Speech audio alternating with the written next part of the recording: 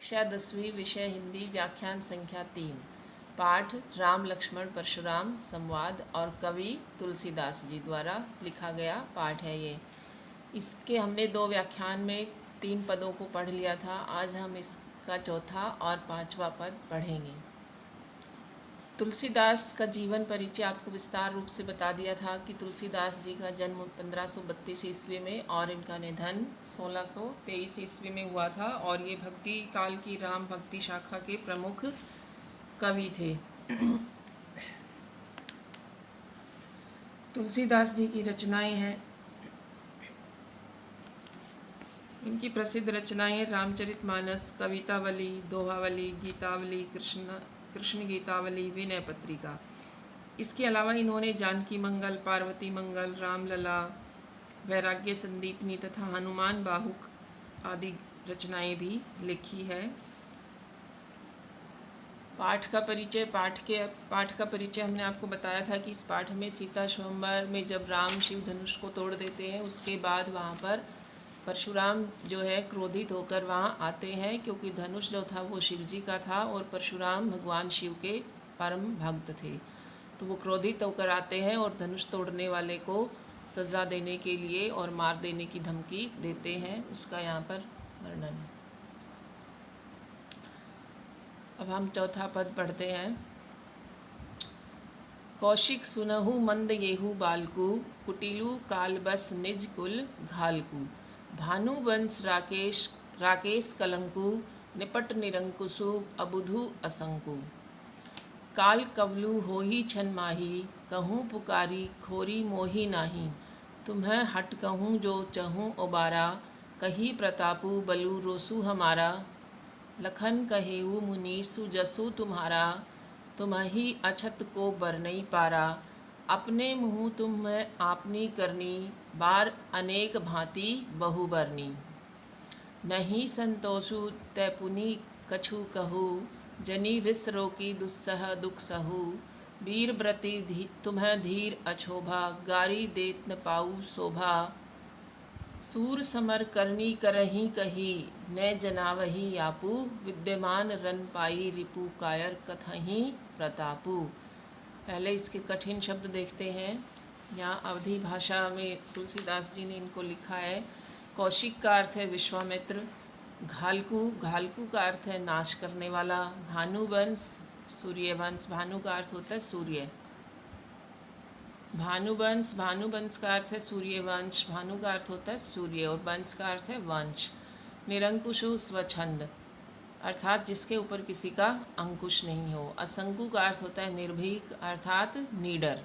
खोरी का अर्थ है दोष। हट कहूँ रोको। सुजसु का अर्थ है यश, अछत छोड़कर। बरनई का अर्थ है वर्णन। रिस का अर्थ है क्रोध। दुस्सह असहनीय दुख।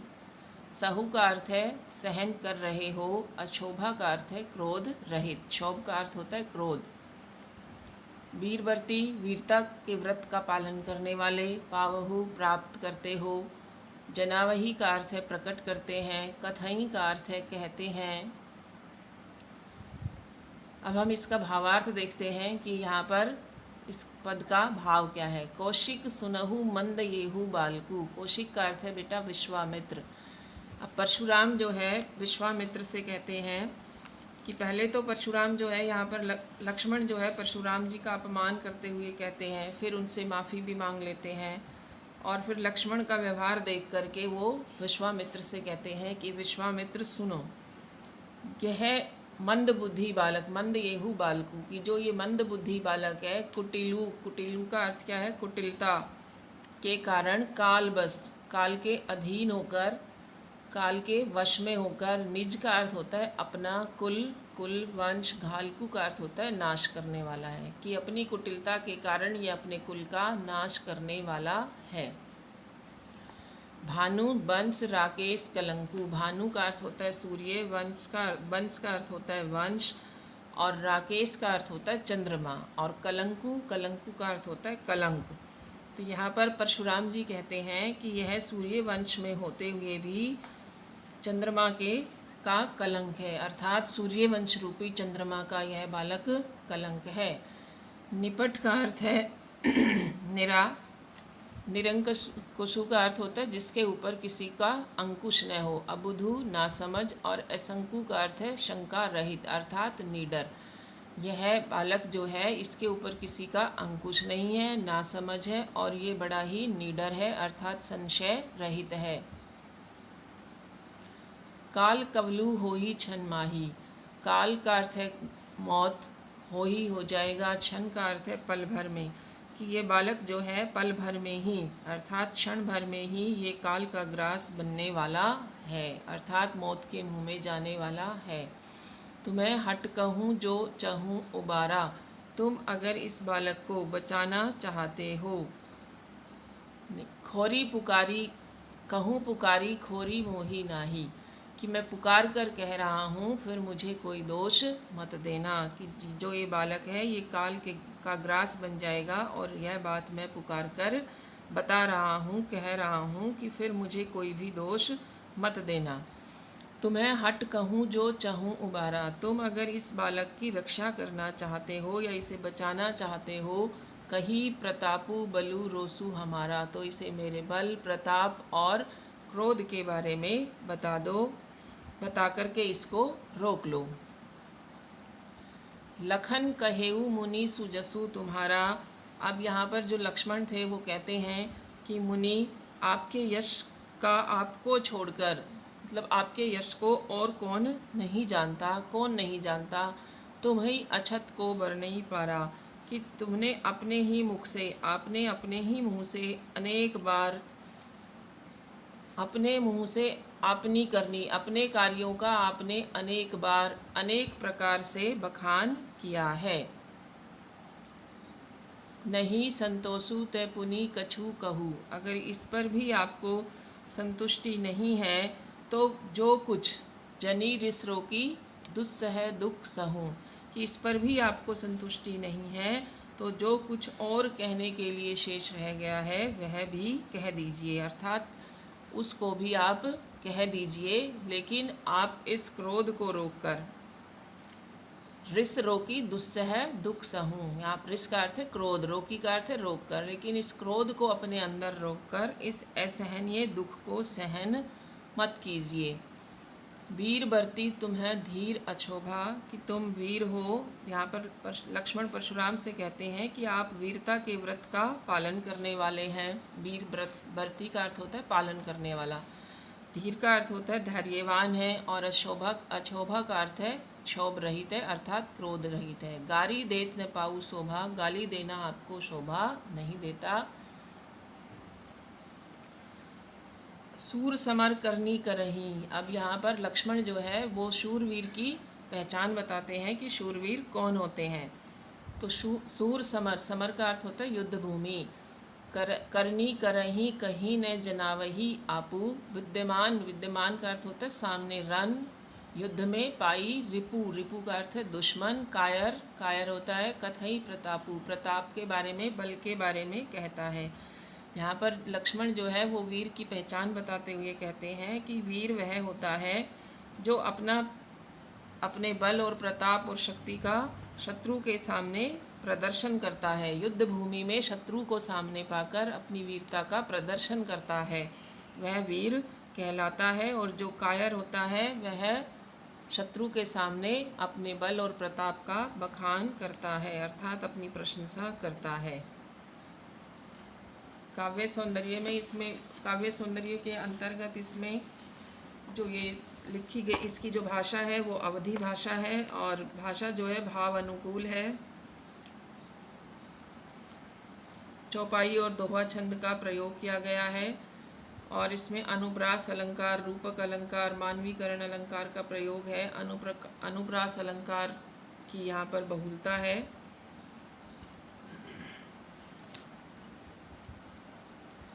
अब हम पांचवा पद देखते हैं।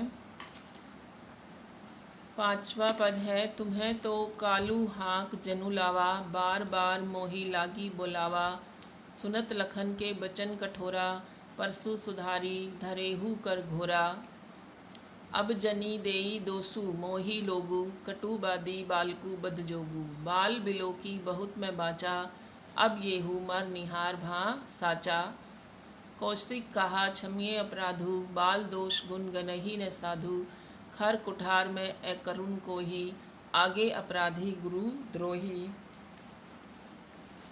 उत्तर देत छोड़ऊँ बिनु मारे, केवल कौशिक सील तुम्हारे। न ते ये ही काटी कुठार कठोरे, गुरही उरिन होते हूँ श्रम थोरे।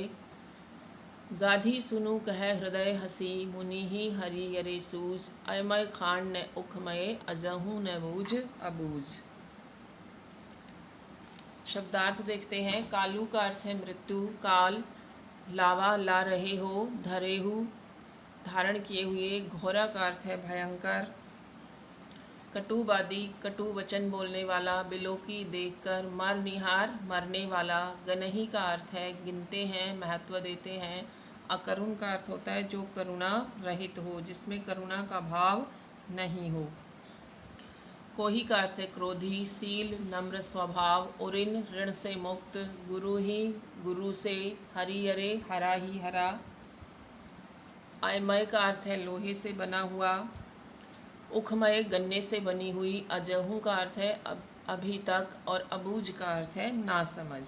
तो यहाँ पर इस पद का जो भाव है वह यह है कि लक्ष्मण जो है परशुराम से यहाँ पर कहते हैं, लक्ष्मण परशुराम से कहते हैं कि तुम्हें तो कालू हाँक जनु लावा, बार बार मोही लागी बोलावा। कि आप तो मानो मेरी मृत्यु को, मेरे काल को हाँक लगा लगा कर मेरे लिए बुला रहे हैं। सुनत लखन के वचन कठोरा, लक्ष्मण के ऐसे कठोर वचन सुनकर परशु सुधारी धरेहु कर घोरा, परशुराम ने अपने फरसे को सुधार कर पकड़ लिया। अब जनी देई दोसु मोही लोगू, कि वे परशुराम कहने लगे अब लोग मुझे इस बच्चे का या इस बालक का वध करने के लिए भले ही दोष दे। कटुवादी बालकू बद जोगू, कड़वे वचन बोलने वाला यह बालक अब वध के योग्य है। बाल बिलो की बहुत मैं बाचा, परशुराम कहते हैं कि बालक समझकर मैं इसे बहुत देर से बचाता रहा हूँ। अब ये हूँ मर निहार भां साचा, अब ये सचमुच ही मारने योग्य हो चुका है।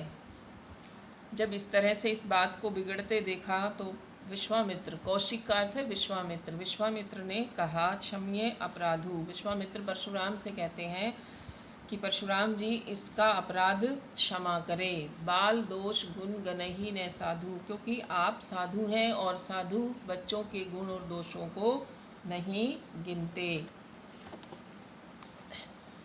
खर कुठार में अकरुण को ही, फिर परशुराम कहते हैं कि मेरे हाथ में मेरा खर कुठार, खर का अर्थ होता है तीक्ष्ण तेज, मेरे हाथ में मेरा तीक्ष्ण कुल्हाड़ा है या तेज कुल्हाड़ा है। अकरुण को ही, और मैं क्रोधी हूँ, बड़े ही क्रोधी स्वभाव का हूँ, अर्थात निर्दयी हूँ। आगे अपराधी, मेरे सामने अपराधी, अपराधी कौन? गुरुद्रोही, गुरु का अपमान करने वाला अपराधी खड़ा है। उत्तर देत छोड़ऊँ बिनु मारे, उत्तर पर उत्तर दे रहा है, अर्थात बार बार जवाब दिए जा रहा है और मैं उसे बिना मारे छोड़ रहा हूँ। केवल कौशिक सील तुम्हारे, तो केवल तुम्हारे प्रेम और सद्भाव के कारण, अर्थात तुम्हारे नम्र स्वभाव के कारण। न ते ये ही काटी कुठार कठोरे, नहीं तो ये मेरे इस कठोर कुल्हाड़े द्वारा यहीं पर काट दिया जाएगा। और गुरु ही उरिन, कि मैं थोड़े से परिश्रम से ही अपने गुरु के ऋण से मुक्त हो जाऊंगा। गाधी सुनु कह हृदय, अब जब परशुराम ने ऐसा कहा तो विश्वामित्र, गाधी सुनु का अर्थ क्या है? विश्वामित्र जो थे, विश्वामित्र मन ही मन हंसते हैं। हरी अरे सूझ, हरी अरे का सूझ होता है कि चारों तरफ हरा ही हरा दिखाई देना। कहावत भी है कि सावन के अंधे को हरा ही हरा दिखाई देता है। तो यहाँ पर जो विश्वामित्र है वो मन ही मन हंसते हैं कि लगता है मुनि को हरा ही हरा सूझ रहा है, अर्थात वे सभी क्षत्रियों को हराने के बाद समझ रहे हैं कि राम और लक्ष्मण भी सामान्य बालक है या सामान्य क्षत्रिय है और उन्हें वो आसानी से मार देंगे। लेकिन वे नहीं परशुराम जो है वो ये नहीं जानते कि आयमय खांड ने उखमय, आय का अर्थ होता है लोहा, उक का अर्थ होता है गन्ना, कि राम और लक्ष्मण जो है वो गन्ने के रस से बनी हुई खांड नहीं है, बल्कि लोहे से बनी हुई है।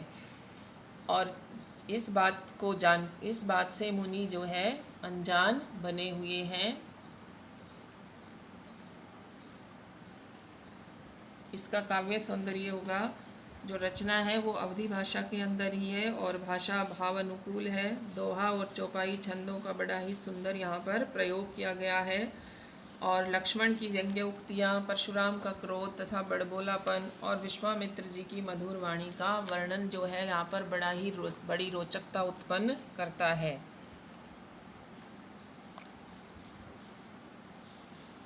गृह कार्य चौथे पद पर आधारित निम्न प्रश्नों के उत्तर आपको अपनी उत्तर पुस्तिका में लिखने हैं। परशुराम ने लक्ष्मण को बचाने के लिए विश्वामित्र जी से क्या कहा? लक्ष्मण ने परशुराम को किस तरह उकसाया?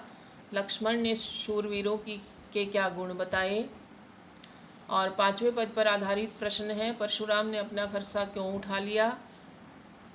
यहाँ गाधी सुनु किसे, पद्यांश के अंदर जो गाधी सुनु शब्द आया था वो किसके लिए प्रयोग किया गया था और वह मुनि की किस भूल पर मन ही मन हंस रहे थे? आयमय खांड किसे कहा गया है और क्यों? अब व्याख्यान 2 में जो हमने आपको गृह कार्य दिया था वो भी पदों पर आधारित प्रश्न उत्तरी दिए थे, तो अब हम उनका हल देखते हैं। पहला प्रश्न था, श्री राम द्वारा शिव धनुष तोड़े जाने पर लक्ष्मण ने परशुराम से क्या कहा? तो देखो, लक्ष्मण ने परशुराम से कहा था कि धनुष जो था वो पुराना था, उस पुराने धनुष के टूट जाने से किसी को कोई लाभ हानि नहीं हुई। राम ने केवल उसे नया समझकर छुआ था और इनके छूते ही टूट गया, इसलिए रघुपति का इसमें कोई दोष नहीं है। काव्यांश के आधार पर परशुराम की आपको चारित्रिक विशेषताएं लिखनी थी, चरित्र की विशेषताएं बतानी थी। तो परशुराम जो थे वो क्षत्रियों के प्रबल विरोधी थे, उनके विरोधी थे, वो दुश्मन थे और उन्होंने अनेक बार पृथ्वी को जीतकर ब्राह्मणों को दान में दिया था। परशुराम जो थे वो बाल ब्रह्मचारी और क्रोधी स्वभाव वाले थे। परशुराम लक्ष्मण से अपने फरसे की ओर देखने की बात क्यों कह रहे थे? तो परशुराम जो थे वो अपने बल प्रताप के अलावा लक्ष्मण को अपने फरसे की कठोरता का ज्ञान कराना चाहते थे, जिससे भयभीत होकर लक्ष्मण परशुराम के प्रति अपमानजनक तथा क्रोध बढ़ाने वाली बातें न कहें। तीसरे पद पर आधारित जो प्रश्न थे वो परशुराम की गर्व उक्ति का लक्ष्मण ने किस प्रकार उपहास किया, मजाक उड़ाया? तो परशुराम की गर्वोक्ति पर लक्ष्मण ने उनकी वीरता का खूब उपहास किया, मजाक किया। लक्ष्मण ने कहा कि आप स्वयं को महायोद्धा समझते हैं, बड़ा योद्धा मानते हैं, इसीलिए आप मुझे बार बार कुल्हाड़ा दिखा रहे हैं। ऐसा प्रतीत होता है कि आप फूंक से इस विशाल पर्वत को उड़ा देना चाहते हैं। यह संभव नहीं, इसलिए आपकी इन सामान्य बातों का मेरे ऊपर कोई प्रभाव पड़ने वाला नहीं है। दूसरा था, लक्ष्मण ने अपना क्रोध रोककर परशुराम की कटुवाणी सहन करते रहने का क्या कारण बताया? तो लक्ष्मण ने परशुराम से कहा कि मैं भी वीरता में आपसे कम नहीं हूँ, फिर भी अपने क्रोध को रोककर आपकी वीरता से युक्त बातों को इसलिए सहन कर रहा हूँ क्योंकि आप भृगु के पुत्र हैं, ब्राह्मण हैं, आपके गले में जनेऊ है, अतः आप पर वीरता दिखाना उचित नहीं समझता मैं। हमारे कुल में देव, ब्राह्मण, हरिभक्त और गायों पर वीरता का प्रदर्शन नहीं किया जाता। इहाम कुंभड़बतिया कोऊ नाही कहकर लक्ष्मण ने अपनी किस विशेषता को प्रकट किया है? लक्ष्मण परशुराम को बता देते हैं कि हमें कुंभड़बतिया फल की तरह सामान्य निर्बल व्यक्ति समझने की भूल न करें, जो फल तर्जनी के दिखने या स्पर्श मात्र से मुरझा जाते हैं। इस तरह लक्ष्मण ने अपनी निर्भीकता को प्रकट किया है। इन प्रश्नों के उत्तर और जो प्रश्न हमने दिए हैं वो एडक्वार्क वेबसाइट के ऊपर भी डाल दिए हैं, तो आप अपनी आईडी खोलकर वहाँ से इनको देख सकते हैं।